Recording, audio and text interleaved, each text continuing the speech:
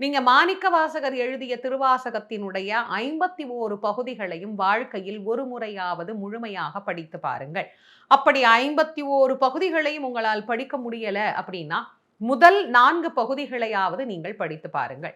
அதில போற்றித் திரு அகவல் அப்படிங்கிறது ஒரு அற்புதமான பகுதி. நிறைய அதிசயங்களையும், அனுபவங்களையும் அவர் சுட்டிக்காட்டுகின்ற ஒரு அற்புதமான பகுதி.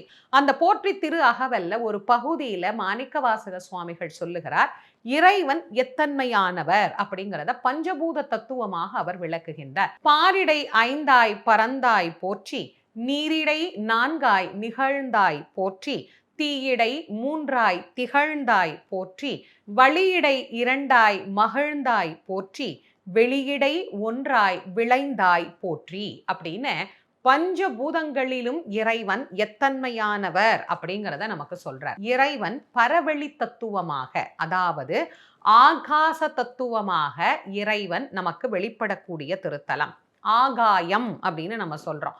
இந்த ஆகாயத்திற்கு நமக்கு ஒரு எல்லை உண்டா?